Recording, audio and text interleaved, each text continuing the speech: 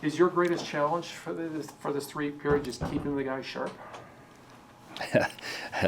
Yeah, maybe. Of course, it's a long time where you really are waiting a little bit for the game coming up, but also you have some opportunities to also work on some things that you might not have had that much time to do during the season. So yeah, I don't think it's the biggest challenge, but of course we can't go at it every day and train like it's a game every day. So we have to balance it a little bit out. That's what I was going to ask you about balancing it, because it is a balancing act, because you want to use the 3 weeks to let guys rest up, but you also want to keep them at that level. Yeah, it's we also have different players now. You just spoke to a player that needs to build up after a period where he's been out with injuries, and then we have some other players who played a lot of games who also need a little bit of rest. So it's also balancing it out. It's not just giving every player the same program. We also give the players some days off, and also we need it actually as a staff sometimes, because it's been a long season and we need to be sharp and we need to be fresh also going into the last part here. We talked earlier about how valuable winning that first round matchup in 2 games against Dallas would be for you to get that time off. Now that you've had the time off, Tristan an option, and is Brian possibly an option? Yes. For both of them? Yeah. That's good news. Yeah, I think so. I hope so. Yeah, but they're definitely an option. Tristan is training regularly now, and Brian was having his first full training yesterday, and then we took it a little bit easier today, and then he should be, moving and progressing forward the up and coming days, and yeah, I think they'll be available. The LAFC Whitecaps playoff rivalry. I'm sure you've seen it, you know all about it, but you're new to this. You don't have the baggage that's maybe coming from the previous 2 campaigns. Do you talk to the players about the past and how they felt, or clean slate? No, I don't. We don't talk about what happened because it's a long time ago. If we talk about this season, we played LAFC twice, and we done okay, and yet it's still a different team, because Son came in from them since we played them last time, and Thomas also came in from us, and both players made a mark on both teams. So I think it's always new, and we're not talking about what happened. I was not part of it. A lot of players was not part of it, and we just prepare for a game against a very, very good team. I was going to say, with everything that has happened in the past, even this season, this feels like 2 completely different teams now anyway. Obviously all the focus is on Son v Muller, but does that not then allow other players that you're maybe not expecting to go kind of flying under the radar a little bit and shine in this one? Yeah, it's not our focus. Our focus is, of course, that we have a strong team, and we see that players, we have a lot of players that can do a lot of exciting things and also do things on their own. And yeah, I think there's plenty of players on both teams that can really make a mark in this game, and I think that it should be exciting for everybody to watch this game, because there's a lot of good players on the pitch. There's 2 very good teams, and we just have to play it out.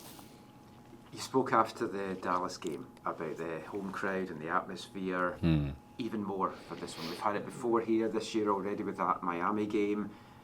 How excited does it make you when you come out as a coach and you see all those fans in the crowd? Do you feel the added pressure, or does it give you that bump? No, of course it's not added pressure. It's just really joy that we've been able to create an atmosphere where people want to go to the game. I think in all fairness, we have to say that the game against Miami also, a big chunk of the crowd maybe came to see a couple of guys from Miami here. I really have the feeling that everybody's coming out for us, and I think that's I'm really happy for that, because I think the players deserve it. I think they've done really well, and I also think that we want to pay back on the pitch, and if we can create this around the playoff games, then I think it's just it's worth all the hard work we do on a daily basis throughout the season. Jesper, do you allow your players, or do you want them when they walk out? Obviously, they're focused on the task at hand, but we're going to have 53,000 people in there. Do you want them to embrace that, to feel it, and then get on with business? I hope they will embrace the moment, but when things starts, they just need to focus on task at hand, and then they will feel the energy from the crowd, and they'll feel the help they'll get. So it will be. It's not something that you can just say that we wanna embrace and enjoy it, because it's. That's not the way it works, but you feel it when you play.